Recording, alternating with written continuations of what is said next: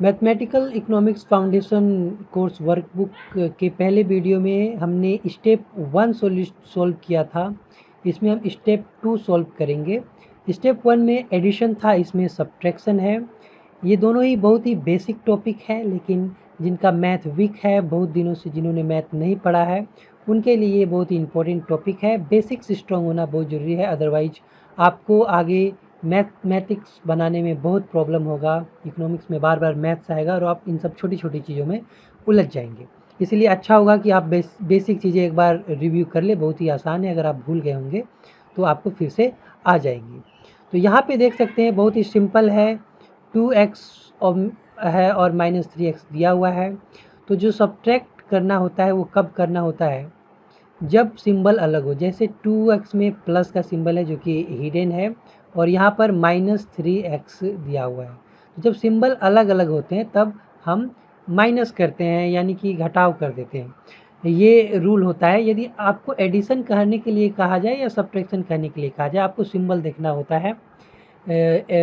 Subtraction करने का simple सा मतलब बस यही है कि आपको 2x में से सब्ट्रैक्ट करना है 3x, और यहाँ पे देखिए कि इस ब्रैकेट में से इसे सब्ट्रैक्ट करना है, इस ब्रैकेट को सब्ट्रैक्ट करना है। तो सब्ट्रैक्शन का मतलब बस इतना ही होता है।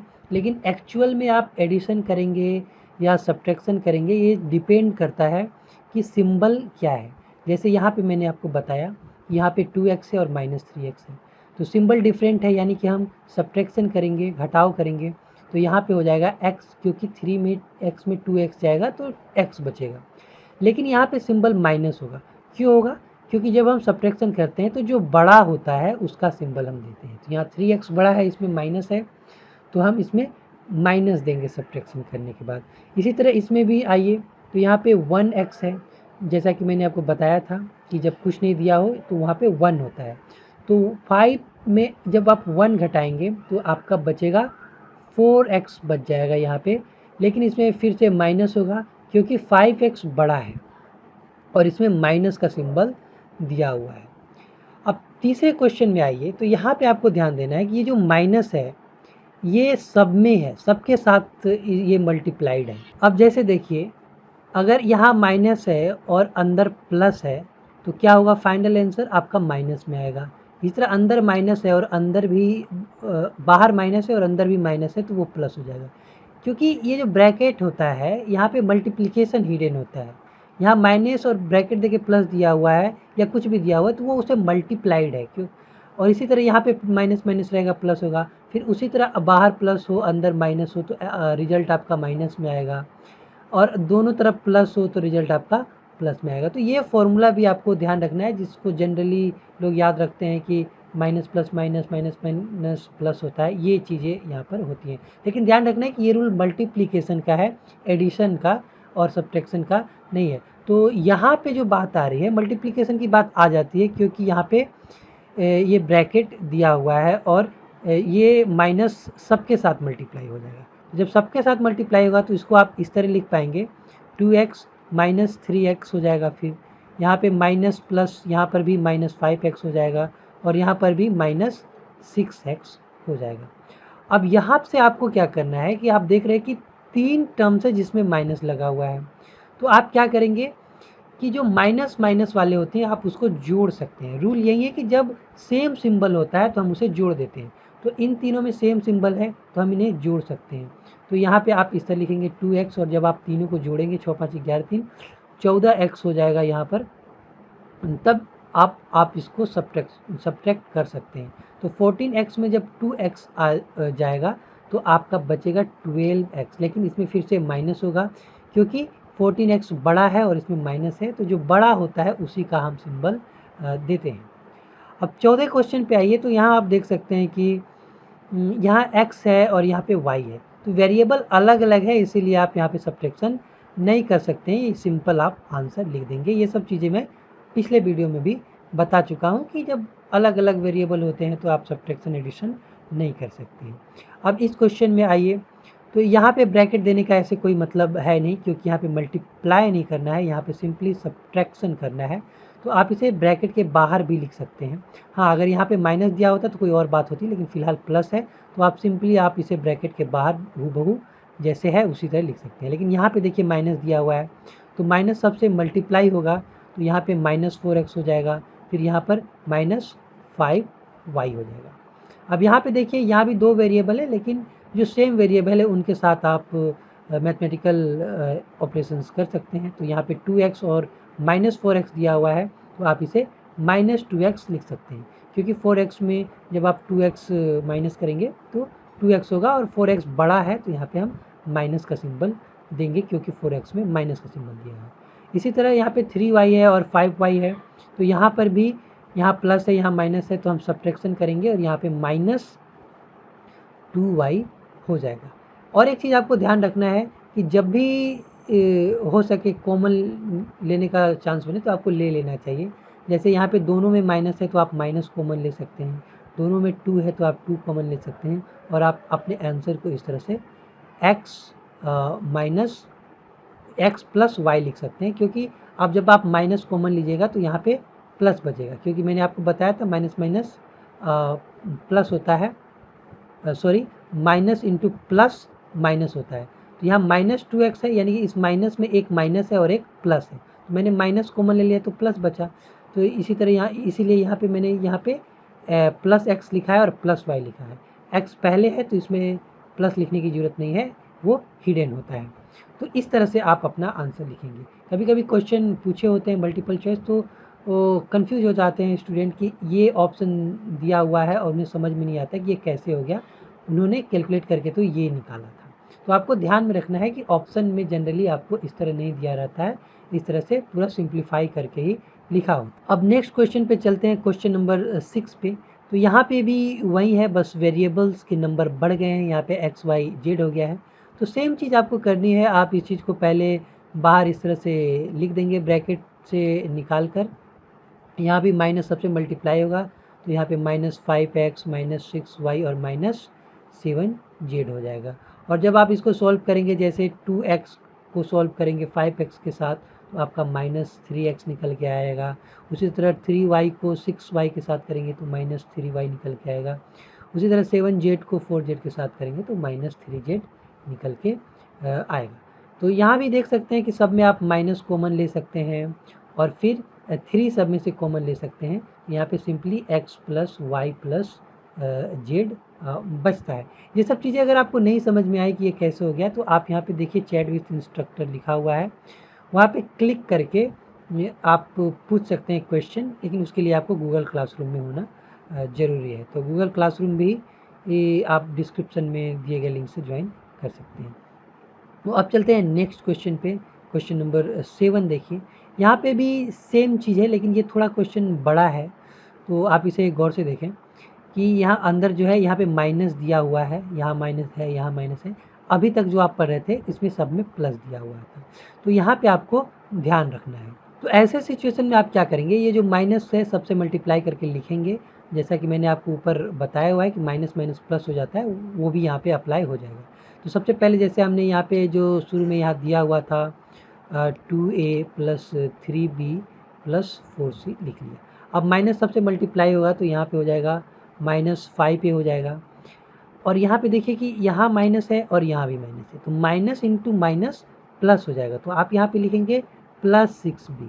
उसके बाद फिर यहाँ पे प्लस है, यहाँ माइनस है, तो यहाँ पे -7b होगा। लेकिन यहाँ देखिए फिर से प्लस माइनस आ गया, तो माइनस माइनस +8a हो जाएगा। फिर यहाँ पे और आप आगे बढ़िएगा तो यहाँ पे सॉरी माइनस होगा, यहाँ पे -8b हो जाएगा, और फिर यहाँ पर +10c हो जाएगा।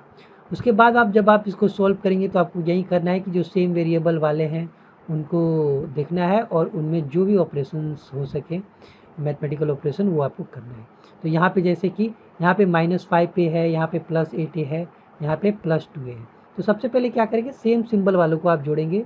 तो 8a और 2a में प्लस है, तो आप यहाँ पे लिख सकते हैं 10a, और यहाँ पे 5a में माइनस है, तो आप यहाँ पे लिखेंगे 10a माइनस 5a।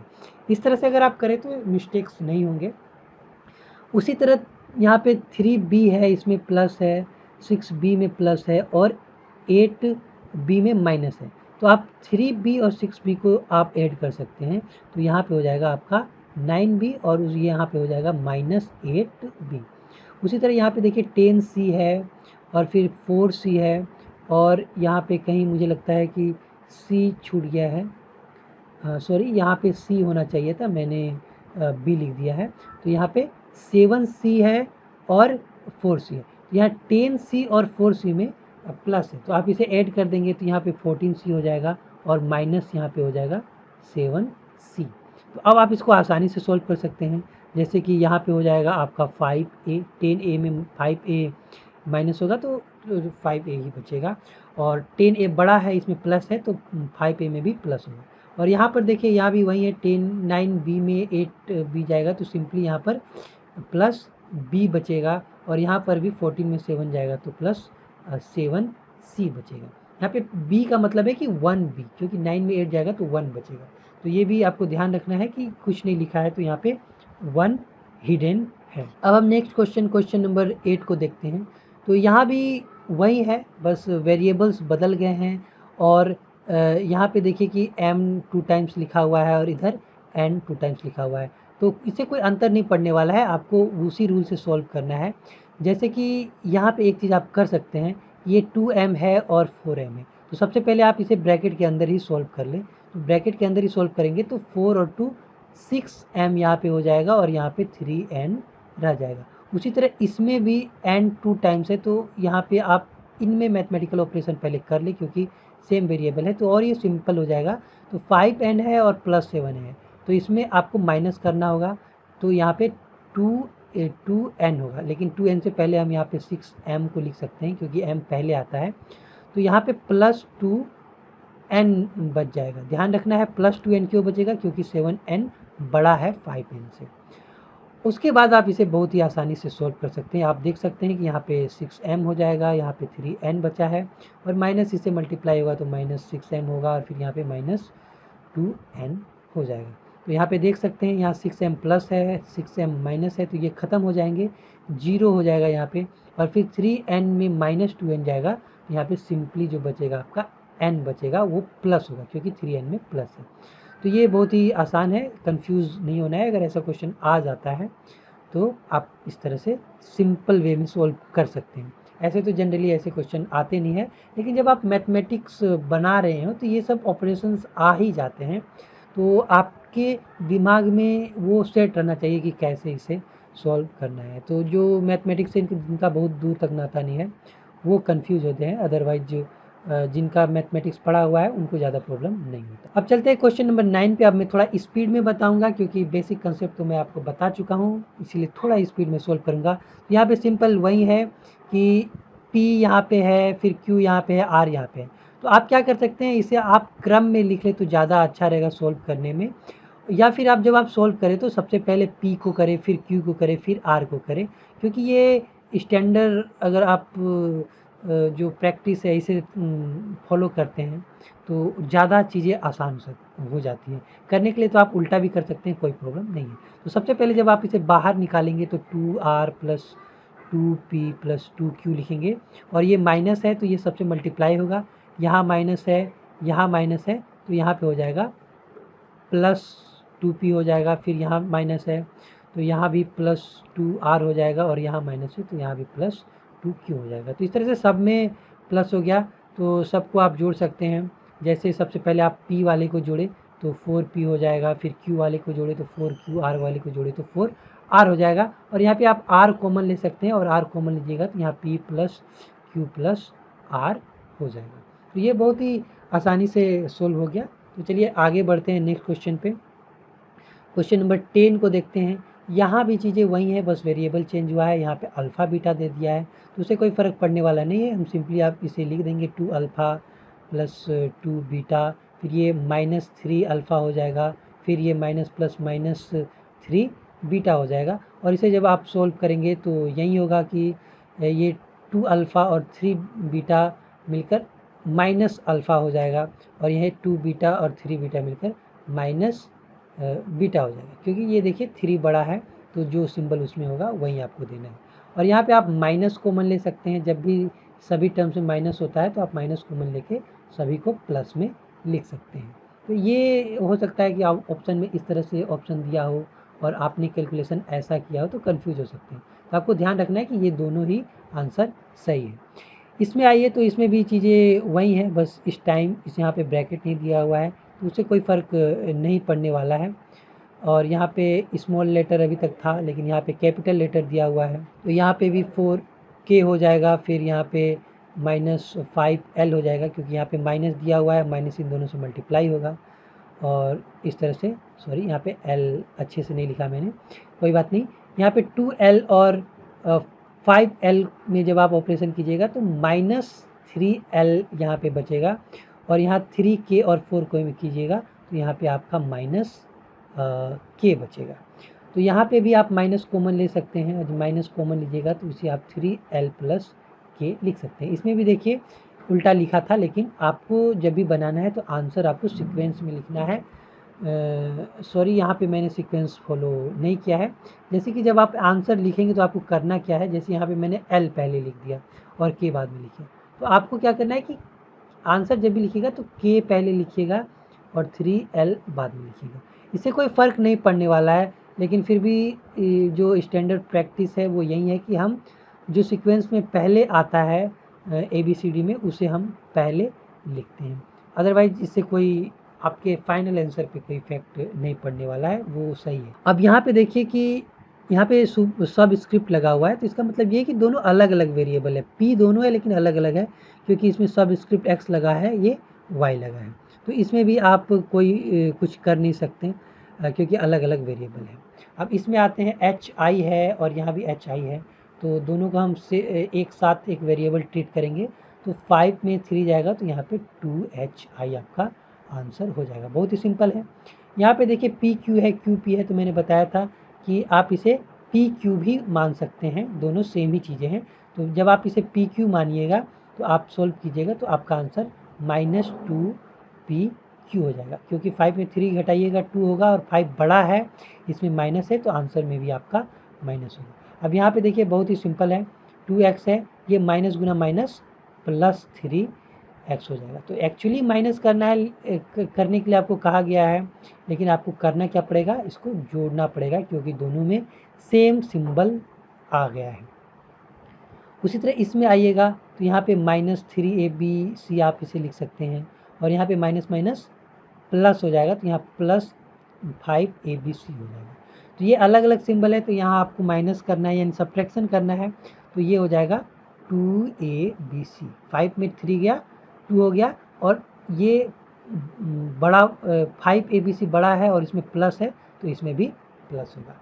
अब यहाँ पे आइए, यहाँ पे दोनों में स्क्वायर है, तो सेम वेरिएबल है दोनों, तो आप क्या करेंगे, सेम वेरिएबल में आप जो भी सब्ट्रैक्शन एडिशन है कर सकते हैं। तो यहाँ पे सब्ट्रैक्शन करने पड़ेगा, क्योंकि यहाँ प्लस है, यहाँ सॉरी यहाँ पे माइनस है और यहाँ पे प्लस है, तो यहाँ पे सिंपली आपका -x² आंसर हो जाएगा। उसी तरह इसमें आइए, यहाँ पे x³ दिया हुआ है, यहाँ x² दिया हुआ है, तो अलग अलग ये हो जाएंगे वेरिएबल। वेरिएबल तो एक ही है, लेकिन इनके जो एक्सपोनेंट है वो अलग अलग है। तो आप क्या कर सकते हैं, माइनस नहीं कर सकते हैं, प्लस नहीं कर सकते हैं, लेकिन एक चीज़ कर सकते हैं, आप कॉमन ले सकते हैं, जिसे इसमें x² है और इसमें भी x² है, x³ है तो यहाँ पे x² होगा ही, जो कि आप x³ को इस तरह भी लिख सकते हैं, x² × x। तो हम x² यहाँ पर कॉमन ले लेंगे, तब अंदर हमारा यहाँ पे 2 बच जाएगा और यहाँ पे -3x बच जाएगा। तो इस तरह से भी आप अपने आंसर को लिख सकते हैं। एक्चुअली इसी तरह से लिखना ही चाहिए आपको। यहाँ पे भी देखिए एक्सपोनेंट अलग अलग हैं, तो आप यहाँ पे भी क्या करेंगे कि जो कॉमन लेना है ले लेंगे, क्योंकि आप सब्ट्रैक्शन तो कर नहीं सकते हैं। तो जैसे इसमें 3 है, इसमें भी 3 है, तो 3 आप कॉमन ले सकते हैं। फिर इसमें x³ है, उसमें भी x³ है, तो आप x³ को कॉमन ले सकते हैं। तो यहाँ पे सिंपली आपका 3 बच जाएगा, फिर यहाँ पे -5x बचेगा, तो ये आपका आंसर हो जाएगा। अगर कैलकुलेशन में कहीं एरर हो जाता है मुझसे, तो आप ज़रूर हाईलाइट कीजिएगा, मैं कोशिश कर रहा हूँ कि सही ही हो। अब यहाँ पे देखिए xy दिया हुआ है, xz दिया हुआ है और x² दिया हुआ है, तो यहाँ क्या कर सकते हैं, सबसे पहले तो आपको ब्रैकेट हटाना है। तो यहाँ पे 12xy है, ये माइनस इससे मल्टीप्लाई होगा, तो यहाँ पे -15xz हो जाएगा, फिर यहाँ पे भी -8x² हो जाएगा। तो अब यहाँ पे आप क्या कर सकते हैं कि x सब में है, यहाँ भी x है, यहाँ भी x है, यहाँ भी x है, आप कॉमन ले सकते हैं। सॉरी यहाँ पर 18 है, तो इस 3 भी सब में है, 12 में भी 3 है, 15 में भी है और 18 में भी है। तो हम यहाँ पे 3 और x को कॉमन ले सकते हैं। तो उसके बाद बाकी बात यहाँ पे जो बचेगा हम लिख देंगे। जैसे यहाँ पे 4y बच जाएगा आपका 3 निकालने के बाद 12 में से, 4 इंटू 3 में से 3 निकाल दिया मैंने, और x तो मैंने निकाल ही दिया है। तो यहाँ 4y बच जाएगा। इसी तरह यहाँ पे -5z बच जाएगा, और इसी तरह यहाँ पे यहाँ पे -6x बच जाएगा, क्योंकि एक x तो हमने कॉमन ले लिया है यहाँ से, तो एक x यहाँ पे बचा हुआ रह जाएगा। तो इस तरह से आप अपने आंसर को लिख सकते हैं। तो क्वेश्चन नंबर 21 को सॉल्व करने की कोशिश करते हैं। तो यहाँ पे आप देख सकते हैं कि सेम चीज़ें हैं, यहाँ पे √2a है, यहाँ भी √2a है, एक में माइनस है, एक में प्लस है। तो इसे हम सिंपली कैंसिल आउट कर सकते हैं और हमारा आंसर 0 हो जाएगा। कोई भी नंबर दिया हो, कितना भी कॉम्प्लेक्स हो, एक में माइनस एक में प्लस है, तो उसका आंसर 0 ही होना है। अब यहाँ पे देख सकते हैं आप, यहाँ p है, यहाँ q है, अलग अलग वेरिएबल है, आप इसमें माइनस प्लस कर नहीं सकते हैं। लेकिन एक चीज़ कर सकते हैं कि ये जो 2 लिखा हुआ है, इसको आप √2 इंटू √2 लिख सकते हैं। इसका मतलब √2 कॉमन ले सकते हैं। इसमें भी √2 है, इसमें तो √2 दिया ही है, तो √2 आप कॉमन लेंगे तो अंदर √2p बच जाएगा, और यहाँ पे बच जाएगा सिंपली q, क्योंकि √2 तो आप कॉमन ले चुके हैं। अब यहाँ पे देखिए, √2 और √3 को आप जोड़ नहीं सकते हैं, क्योंकि दोनों ही इरेशनल नंबर है। तो आप इस तरह से √5 नहीं लिख सकते हैं। वो रूल है, वो इरेशनल नंबर में अगर आपने पढ़ा होगा तो आपको पता होगा, नहीं अगर पढ़ा है, आपको जानना है, तो आप मुझे बता सकते हैं, मैं आपको एक वीडियो बना के उस पर भी दे सकता हूँ। लेकिन एक चीज़ कर सकते हैं यहाँ पे कि आप a को कॉमन ले सकते हैं। तो यहाँ पे सिंपली √2 बचेगा और यहाँ पे √3 बचेगा। तो ये भी बहुत ही आसानी से सॉल्व हो गया।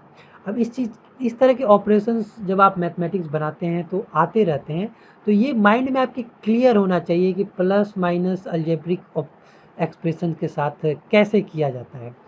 जो मैथमेटिक्स पढ़ रहे हैं शुरू से, उनको ये अभ्यास हो गया होगा, लेकिन जो नए हैं तो हो सकता है वो भूल गए हो, या जिनका मैथमेटिक्स अच्छा नहीं रहा हो उन्हें वो भी भूल गए हो। तो इस तरह की बातें हो सकती हैं, इसलिए मैं ये वीडियो बना दे रहा हूँ, ताकि जिनको प्रॉब्लम हो रहा है वो इसे रिव्यू कर लें और अच्छे से समझ जाएं, और अगर नहीं समझ में आता है तो मुझसे पूछ ले कि वो आप उसे कैसे इस प्रॉब्लम को सॉर्ट आउट कर सकते हैं। यहाँ पे भी बहुत ही सिंपल है। यहाँ पे जैसे 2x plus 3y plus 5z आप ब्रैकेट से निकाल के लिखेंगे। फिर यहाँ पे माइनस है जो कि सबके साथ मल्टीप्लाई होगा, तो माइनस माइनस प्लस 6x हो जाएगा। फिर यहाँ पे -7y होगा, फिर यहाँ पे प्लस 8z हो जाएगा। तो यहाँ पे जब आप सोल्व करने की कोशिश करेंगे तो यहाँ पे देखिए कि ये 2x है और ये 6x है, तो दोनों में प्लस है, तो आप यहाँ पे 8x लिख सकते हैं, और यहाँ पे 3y है और यहाँ -7y है। तो इसमें आपको क्या करना पड़ेगा, सब्ट्रैक्शन करना पड़ेगा, क्योंकि एक में सिंबल प्लस का है, एक में माइनस का है। तो यहाँ पे 4y आपका हो जाएगा, क्योंकि 7y बड़ा है। इसी तरह 8z है, 5z है, तो दोनों का सिंबल क्या है, सेम है, तो आप इसे जोड़ सकते हैं। तो यहाँ पे 13z हो जाएगा। तो ये हो जाएगा आपका आंसर। चलिए अब अपने लास्ट क्वेश्चन को देख लेते हैं, क्वेश्चन नंबर 25। तो यहाँ पे देखिए सब जगह माइनस दिया हुआ है, तो ये माइनस माइनस प्लस हो जाएगा, ये माइनस माइनस प्लस हो जाएगा, ये माइनस माइनस प्लस हो जाएगा, यानी कि सभी जगह जब आप इसे सॉल्व करके लिखेंगे तो सब में प्लस हो जाएगा, क्योंकि सभी में दो माइनस माइनस जो है वो गुना होके मल्टीप्लाई होके प्लस ही हो जाएगा। तो फाइनली जो आपको इसमें करना है वो यही करना है कि सबको ऐड कर देना है, क्योंकि सब में क्या है, सेम सिंबल है। अब x को y में ऐड नहीं करना है, क्योंकि 2 वेरिएबल कभी ऐड नहीं हो सकते। जैसे कि 2x और 5x को आप ऐड करेंगे तो 7x होगा, 3y 6y को करेंगे तो 9y होगा, 4z 7z को करेंगे तो 11z होगा। तो इस तरह से आपका आंसर हो जाएगा। तो सब्ट्रैक्शन भी हमने कंप्लीट कर लिया। अगले चैप्टर्स में हम मल्टीप्लिकेशन पढ़ेंगे, फिर उसके बाद डिवीजन पढ़ेंगे। इस तरह करके बहुत सारे टॉपिक है, और हम बहुत ही बेसिक से बहुत ही एडवांस लेवल तक पहुंचने की कोशिश करेंगे, ताकि जो मैथमेटिकल इकोनॉमिक्स में मैथमेटिकल क्वेश्चन होते हैं, या फिर इकोनॉमिक्स, माइक्रो इकोनॉमिक्स और मैक्रो इकोनॉमिक्स पढ़ते टाइम जो आपके मैथमेटिकल क्वेश्चन होते हैं, उनमें जो अलजेब्रिक ऑपरेशंस होते हैं उसे आप अच्छे से समझ पाएँ। So thank you for joining this session. See you again.